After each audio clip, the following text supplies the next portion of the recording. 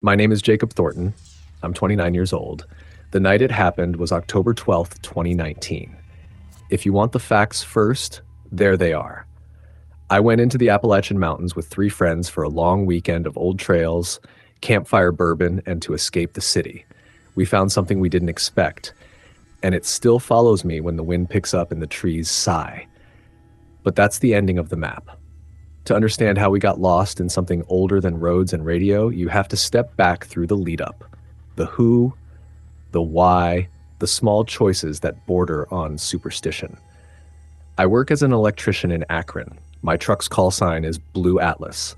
I gave up a predictable life for the forest when evenings in October tasted like smoke and freedom. With me were Wade Harland, a lanky high school coach with a story for every stray dog, Ben Sutherland, a software guy who loved compasses more than people sometimes, and Thomas Tommy Givens, whose laugh could slice through a panic. We picked the North Fork Ridges near Black Ridge Hollow because Wade swore the views there were worth a missing shift. None of them had the sort of history that pulled at me like the mountains. I did. My grandfather, Amos Thornton, used to talk about his boyhood in the hills, about winter apples, clandestine moonshine stills, and once about a hollow in the mountain where the fog acted like a gate. I never believed him. I went to see if some of it was true. Black Ridge Hollow sits where 2 creeks braid into Copper Run. On maps, it's just contour lines and a dotted trail that disappears in summer growth. The land is old, older than the towns that cling to its edges. Locals in the closest hamlet called it Old Man's Hollow, and would tell you with a smile and a warning that the woods there had their own memory. We joked about that while packing. Their own memory became our campfire theme. We were young enough to laugh and old enough to know how to make coffee. We camped 3 miles from the trailhead under a stand of sugar maples that painted the ground in copper and red. The first day was easy, a hard hike, a narrow ridge, a sunset so clean you could carve it with a knife.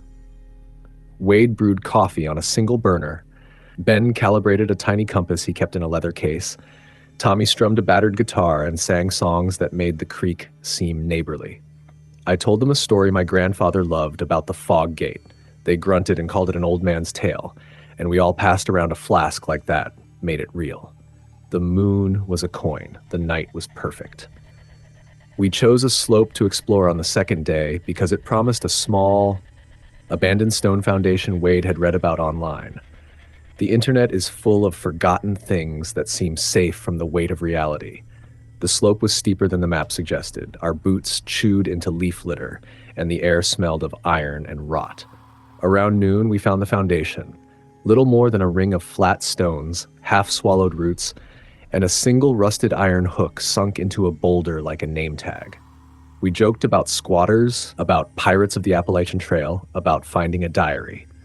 Ben, holding the compass, said the reading was odd, a full degree off from what it should have been. The rest of us shrugged. Compasses can be finicky around iron. That evening, we decided on one last ridge walk before heading back to the truck. The sky was clear, and walking at dusk felt like slipping into an old book.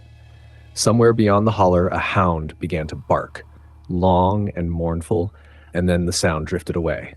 We crossed a small stream and found an apple tree with bruised fruit, as if someone had been there before us that season. We took a few apples, not thinking much of it. The talk around the fire turned to who we'd be if the rest of our lives got a reset. I told them I'd stay, keep a little shop and a ham radio, maybe write the kinds of letters my grandfather used to keep in his cedar chest. Tommy, between guitar chords, said he'd open a diner on a forgotten highway. None of us imagined the plan would be tested by anything as simple as darkness.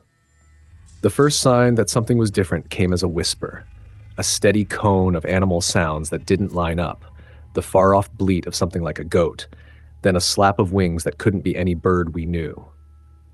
The moon hid behind a cloud that rolled fast and black like a hand. Wade said he'd check the ridgeline. Ben wanted to follow because he liked to see patterns. I stayed by the fire because the warmth felt like cooperation with the world. That choice, I would later think, was the only rational thing I did that night. At about 1:15 a.m., a sound came from the trees that made us all freeze. It was a call, long and then short, like someone practicing 2 notes on an instrument they'd forgotten how to play. Tommy's laugh died in his throat. Ben looked at the compass in his hand and then at the tree line. The needle trembled. Wade sat down hard, his face white as if a thought had elbowed him. "That ain't an animal," he said. "It's a voice." We rationalized. Hunters, an old man's echo, someone lost. There's a last place logic in the woods. When the world narrows, your mind gifts you explanations. But the sound kept coming, patient and shapeless, and it drew not just our attention, but attention from the deeper dark. A rustling like clothes dragged over leaves, a faint, steady humming that had no origin we could find. At 1:38 a.m., Tommy's guitar twanged in the most wrong way, a single, knotted chord that didn't belong to him. He swore he had left it under a tree. Warnings flared between us, brisk and absurd, and Ben called out a joke meant to cut the tension. No answer. Then, from the direction of the stone foundation, came something softer, a whisper like people sharing a secret with the mountain. We packed silently. Everything that night was a decision made for speed rather than thought. Packs slung, headlamps clicked, a last glance into the black that sat like a thing waiting. The trail we thought we knew, which had been a strip of known wood and memory, had become a network of choices again. We took the obvious line downhill toward the truck, toward copper light, toward rational centers of the world. The path unraveled beneath our feet. It was after 2 a.m. when the compass went insane. Ben cursed softly, tapping its face as if it were a tantruming child. The needle spun, slowed, and then pointed toward a dense stand of mountain laurel that none of us remembered passing. Behind that laurel, something crinkled like paper and then a single, measured footstep, but it was not anyone's step we knew. Wade swore he saw a flash of something pale between the trunks, the shape of a man with 2 long arms. We all have a brand of terror in our chest, reserved for seeing another system of being where we expect only trees. We should have run then. We didn't. I don't know why.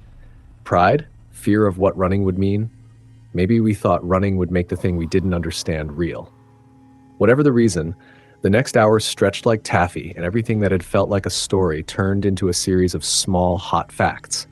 A handprint on Tommy's arm, the taste of metal in my mouth, the scent of apples and damp wool. What followed is what I tell on good nights only. How one by one our decisions narrowed until they were survival. How small lights bobbed and tailed us like watchful fish. How a river that should have been on our right was suddenly on our left. How we found, impossibly, the old stone ring again at daybreak, while the rest of the world, the civilized world, slept ignorant of the holler that releases and takes. We left with dry mouths and pockets full of bruised apples and a compass that never quite agreed on north again. They call it a true story because I lived it. I say they, because now when I tell it, there are always 1 or 2 who shake their heads and call it a made-up terror to spice a descent into silence. I say it's true because the scars, small as they are, tell me so. Because Wade stopped teaching for a while and got quiet, because Tommy doesn't pick up his guitar in the dark, because Ben keeps a compass with a cracked face and will not travel without it. What happened in the hollow that night sits like a stone in my stomach. It doesn't roll away. I learned, painfully, that the mountains keep their own stories and sometimes ask us to read them. Sometimes, rarely and without courtesy, they answer. The apple we left on the stone foundation the next morning was eaten. The iron hook we found had a fresh scrape. We didn't tell people the worst of it, the feeling of being noticed not by a person, but by a place. The hollow remembers when you trespass into its private mourning, and on some nights it hums like a throat clearing. I don't know what to tell you about why the mountain did what it did. There are explanations people hand out: animal, imagination, interference, and each fits like a patch over a hole. I can only tell you the shape of the night and the fact that the 4 of us came out changed. We never went back. I stopped telling the old man's fog story as a joke. It stopped being a narrative for campfire amusement and became a map with one road blocked. Sometimes, when the wind is right and the leaves shimmy in a way that sounds like someone running fingers over a piano, I drive out toward Black Ridge Hollow and park on the gravel road and sit. I watch the line where trees meet sky and try to understand how a place learns to keep things. I think of my grandfather's cedar chest and the letters that smelled of cedar and thyme, and I think of that iron hook in the stone. There are things you accept as part of the work, the friends, the cheap bourbon. And then there are things you store, like proper curiosities, the kind that pulse quietly when the lights go out. If you go into the Appalachian woods, bring a compass and bring respect. Bring a friend who will laugh at your jokes in daylight and make hard decisions in the dark. And if you happen upon a stone ring with a rusted hook, leave the apple. Leave the handprint for whoever remembers the mountain best. Some stories are true, not because they make sense, but because they persist in the people they touch. This story is over. Get ready for the next one. Hit subscribe for more chilling tales. My name is Jacob Whitman. I was 32 years old when it happened, the night of September 21st, 2019. People ask me why I go back to the mountains at all, as if I had a choice. The truth is simpler and more stubborn. I grew up with the Appalachians in my blood. My father, Amos Whitman, ran a small sawmill outside of Briars Hollow. My aunt, Lila Boone, could read the weather in the way the pines bowed. I learned to walk on roots and to sleep to the sound of distant coyotes. The mountains were safety and history for me, until the night they were neither. Before I get to the dark parts, let me tell you about the cast. There was me, Jacob, practical, but a little restless. My best friend since childhood, Nolan Price, lanky with a grin that made trouble look like an adventure, and Mara Lennox, a park ranger from the county office who knew the backwoods trails like the lines on her hands. We picked a place called Blackwater Ridge, a name that makes you picture fog and old secret streams. Blackwater was a ridge off Route 219, 30 miles from Briars Hollow, dotted with abandoned cabins and old logging roads. Folks in town whispered about it the way they whisper about old family secrets, politely then quickly when strangers are near. We were there for a reason. Nolan and I wanted one last real hike before winter, and Mara agreed to join because the ridge has a series of stone markers, remnants of 19th century surveying that she wanted to catalog. She called it work. I called it an excuse to get out of the city where my job as a mechanic had started to feel like a trap. Nolan called it a test of courage.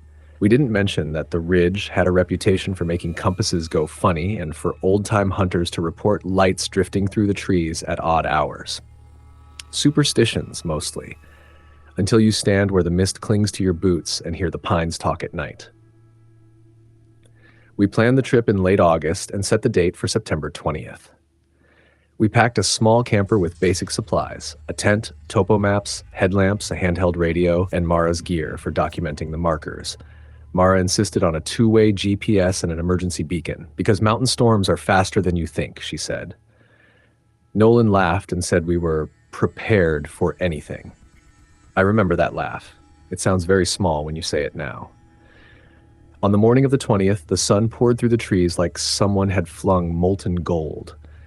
We started early, joking, talking about nothing of consequence. The trail to Blackwater Ridge is narrow at first and then opens into a plateau strewn with boulders big as houses. We set a slow pace. Mara stopped often to log tree species and take pictures of the moss. The markers she wanted were oddly placed, half buried by leaf litter and time. They had names etched in archaic script: Weller, Denham, Larkin, names that belonged to people who once tried to make a map of the world's edges. We collected what we needed and agreed to camp near a shallow spring called Old Lantern Hollow. The hollow had a water source and a natural bowl that made a good windbreak. That night, the sky changed. Around 11, when we had a fire going and had eaten canned stew, Nolan found a whiskey flask at the edge of the clearing, scratched brass, empty with initials he didn't recognize. He made a joke about ghost parties. Mara warned him to keep the noise down. We were close to private property and there had been reports of trespassers. We laughed and put the flask on a stump. I had the first watch. Around 1 a.m, the wind shifted and a fog rolled up the hollow like a blanket pulled across a bed. It wasn't the calm fog you get after rain. This was thick and wet like breath. I remember the way it swallowed sound. The crackle of the fire became a whisper. That's when I heard it, a tapping, distant and deliberate, like someone knocking on hollow wood. I thought at first it was a branch or an animal, but the rhythm was wrong. It was patient and measured, and it sounded closer than anything the light of the fire could see. I nudged Nolan and pointed. His face went quiet. Mara took the radio and keyed it, voice steady. Unidentified, we have movement at the tree line. Her hand didn't shake. We heard nothing on the radio but static, and then the static became a pattern and a high keening that sounded almost like vowels without consonants. The compass on my phone spun twice and stopped, then turned back the other way. Mara's GPS went blank. The air felt thick as if someone had poured syrup over the world. We left the fire and walked toward the sound because that's what you do when you're young and stupid and think you can fix everything with light. The tapping grew louder, and then, clear as the click of a camera, we heard a voice say one word. It wasn't in any accent I knew. It was only one syllable, flat and patient. Jacob. My name, called like a ledger being read. Nolan swore, a whispered curse. I thought my ears were playing tricks. I called back, "Hello? Who's there?" The answer was a rustle and a scent, metallic like pennies and old keys. Mara flashed her lamp and caught something moving between the trunks. Not a person, not an animal, but something that made no sense. It had the shape of shoulders and the suggestion of a face, but it leaned in ways a living thing shouldn't. And where you would expect eyes, there were only darker holes that reflected the lamp like wet stones. It stepped out of the fog and stopped less than 10 feet from me.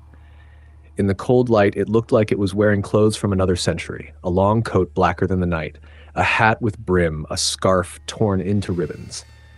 Its hand extended toward me, and hands was as if asking permission, and when it moved, the sound of it was the same as the tapping, deliberate, patient, small bones on wood. It didn't blink. It didn't breathe the way we did. I want to say now that we ran. I want to say we screamed and fled into the trees and didn't look back. But what happened was stranger. The creature, call it what you will, smiled, and the smile had the wrong geometry, like the moon cut in half and pasted on a face. It said my name again, and this time it told me the name of a place I had not been to in 10 years. My father's sawmill, the one we'd sold, the one burned in a cautionary fire after my mother's accident. It rattled off dates and details as if it had been there, as if it had kept a book of me. Nolan reached for me. Mara spoke in a low voice I'd never heard from her, not as ranger, but as a person speaking to weather. She said, "You are not alone here. Leave it its names." I don't remember why she said that or what she meant. I only remember deciding to step back, and as I did, the creature receded into the fog like ink in water. The tapping stopped. For a long moment, there was only the soft hiss of the fire and the ragged sound of our breathing. We packed at dawn and left Blackwater Ridge with the deliberate slowness of people who have seen a boundary and are careful not to cross it again. Afterward, nights came that I couldn't sleep through. The figure visited me in small things. The clink of a glass, the flash of a hat in a corner of a room, a voice on the radio that picked up my name, and then nothing else. Friends said it was stress, sleep deprivation, memories of old grief made into monsters. Others in Briar's Hollow had been reluctant to tell the full story. They have their own things the mountains keep for them. Months later, I went back with Mara, only during daylight, only to return the abandoned flask we found, which had been traced to an old logger named Silas Wren, who disappeared in 1924, according to county records. The place where we'd camped bore no sign of a fire ever burning. The stump where the flask had sat was ringed with small stones laid out like a clock. We took no chances then.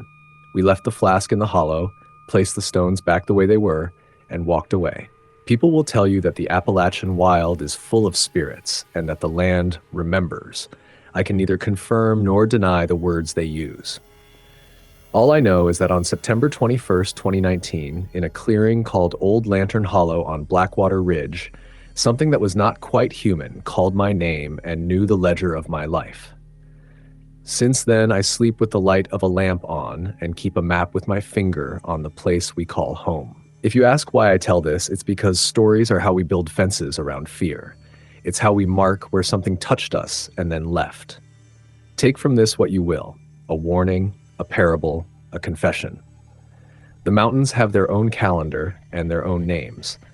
I learned that you can be known by a place you thought you knew, and that sometimes the past shows up with a hat and knuckles like a clock. This story is over. Get ready for the next one. Hit subscribe for more chilling tales. My name is Jacob Calloway. I'm 34 years old. The date was October 3rd, 2018, a clear, brittle autumn day that smelled of wood smoke and dying leaves. I still say the date out loud sometimes, as if speaking it keeps the memory sharp enough that I won't forget what happened out on Blackwater Ridge in the southern Appalachians. I didn't plan to be the sort of person who knocks on danger's door, but grief is a persuasive thing. 6 months earlier, my younger brother, Ben, had disappeared somewhere along a logging road in West Virginia. They never found his truck, and the sheriff told us there was nothing more to do. I wanted mountains that could still hurt me in a simple way, with wind and cold and distance, not the kind of invisible hurt that eats you from the inside. I told myself I was going to hike, find a ridge I've never stood on, and breathe until the hot, small panic of loss cooled to something I could live with. I told my friends I was taking a long weekend and left a note for my mother with the name of the trailhead, Coldwater Hollow, and the time I would be back. Coldwater Hollow sits under Briar's Knob, a scrappy notch of spruce and oak that scrapes the sky in ridges. I chose a map that threaded me through old logging trails and granite outcrops, places where you can feel the bones of the mountains. My friend Evan Thompson had come with me on a few hikes over the years. He was the steady type, a small business owner with a laugh that could slow a storm. Evan couldn't get off work that week, so I went alone.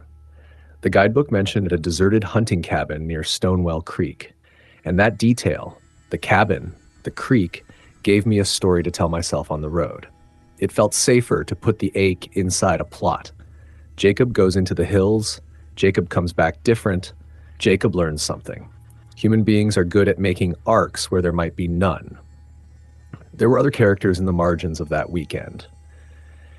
Eli Whitman, a retired park ranger I met at a diner the night before, who warned me about late-season hunters and strange folks who've been known to come down from Brown County with more than a cooler of beer. Ruth Langston, a woman in her 50s who lived in a cluster of houses near the trailhead, pressed a thermos of coffee into my hands and said, "Keep an ear for the owls." Her eyes tracked me in a way that felt like care and also like an inventory. I didn't know then that care and inventory can sometimes be the same thing. For the first 2 days, the mountain was everything I wanted. Honest work for my lungs, raw beauty, quiet. I kept a small journal in which I drew a line every hour I walked and wrote one sentence about what I saw. On day 2, I found the hunting cabin, a squat thing of warped planks half hiding under autumn ivy. There were no footprints in the soft dirt around it, and someone had left a coil of rope on the porch. The door was latched. I left my pack on the stoop and crawled inside for 5 minutes of shelter from a wind that had learned to whistle. I reached the main story, the part people expect when they ask for a terrifying tale, after I left the cabin. It was late afternoon and the light had turned thin and sharp. I made the decision to cut over a side ridge to a service trail that wasn't on any of the maps I had. The service trail should have been a shortcut. Instead, it was a place where the trees grew close and the air smelled of old iron. Within 40 minutes, I realized my compass was wrong. My phone had no signal. The battery reading glided down like a falling heart, and the sun dropped faster than I thought it should. I should have turned back, but stubbornness and the voice inside me that had been keeping score since Ben vanished told me to push on. The first sign should have been trivial. Someone had made marks on the trees with a hatchet, a set of notches that might have been trailblazes. They were crudely carved like a child's tally marks, spaced unevenly. Then I heard a hunt whistle, low and quick, an answering call that no bird makes. It was close. My skin went prickly. I called out hello more to break the strange silence than because I expected an answer. Replies came. A soft, human voice mimicking me, then the whistle again, but this time it was shaped like laughter. The mountain turned from an empty cathedral into an audience. I tried to make a rational explanation. Hunters, hikers, a prank. But the next things were not rational. Footprints that circled my camp in the cold of the morning. 3 sets, all too small and spaced in a way that suggested someone walked on the balls of their feet. I found them in the dew, leading away and returning as if the walkers were hesitating. There were simple offerings left on a rock. A cigarette butt, a penny, a dried leaf folded into a crude envelope. The penny had been turned heads up, It wasn't until I found a child's shoe half buried in moss that my logic began to wobble.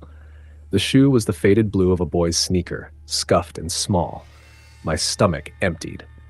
That night, the mountain drilled sound into my tent.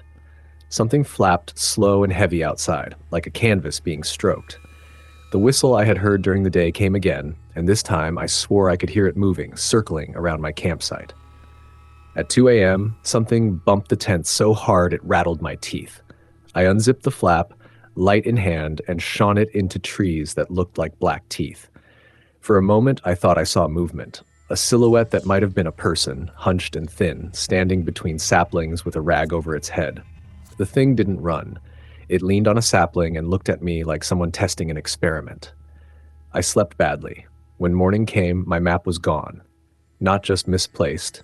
The map I'd folded into the front pouch of my pack was gone, as if the world had rearranged itself to keep me there. The coil of rope from the cabin had been carried off. The latched door now stood open a crack, as if whoever had taken it wanted someone to see. The notches on the trees had multiplied, now forming a ring. I found a message scratched into the underside of a rock in small, careful letters. Be still. I tried to leave. Every trail I found that led away curved back in on itself. My compass spun 1 degree off true and never quite corrected. The whistle followed me like a dog on a long leash. Food vanished from my pack. Once I woke to find a small stack of twigs arranged in the shape of a cross on my sleeping bag, and around it, arranged with a kind of neatness that felt practiced, were photographs torn from a magazine of people laughing at a picnic. The face on one photo looked like my brother's, crookedly cut and folded. I almost screamed. The sound caught in my throat like a bird in a chimney. I thought I caught sight of a person down in a hollow, a woman with a kerchief, moving with the slow, steady gait of someone used to long days in the woods. I called out to her, but when I reached the hollow, she wasn't there. Instead, there were more of those notches, and below them, carved into the bark as if by a steady and bored hand, were words, "We know your name." I want you to understand that the terror wasn't in one cinematic moment of being chased. It was in dozens of small gestures that turned increasingly personal. The rearrangement of my gear, the theft and return of the map with new markings added, the whistle that became a language, the discovery of a neatly tied bundle of bones, small, animal, but arranged so deliberately that the mind wants to make them mean human. Every time I tried to make sense, the mountain answered with another riddle. On the third night, I found myself at a crossroads, a narrow track that led toward a town named Willowbank, and a deeper, dark cleft that descended toward a place locals called Stonewell, a place with old mines and old secrets. A pressure in my chest pushed me toward the cleft, as if the mountain itself had a heartbeat and wanted me to listen. I went down. At the bottom, under an overhang, was a shallow pit with old rusted cans and a sleeping mat. Inside the pit were names, scratched into the stone with something that had to have taken patience. Ben Calloway, Alex Sutton, Mary Langley. The breath left me then. Those were names. Names of people who had disappeared in these woods over the last decade. The list had a final entry in fresh, blacklead scratches. Underneath it, there was a date, October 3rd, 2018. I turned and ran. I don't remember the exact route I took out of there. Memory after that night is mostly a blur of stinging leaves and stumbling. A pickup truck found me on a county road outside Briar's Knob 2 days later. The man driving it, Dan Holloway, pulled me into the cab and asked if I needed a doctor. I wasn't entirely sure what I needed. I wanted to know why I had seen Ben's name carved into stone. I wanted to know if the blue shoe had anything to do with Ben. I wanted to know who had been making soft human whistles in the dark. They investigated. There were questions, polite and then blunt. I gave them what I could. The ridge names, the notches, the pit.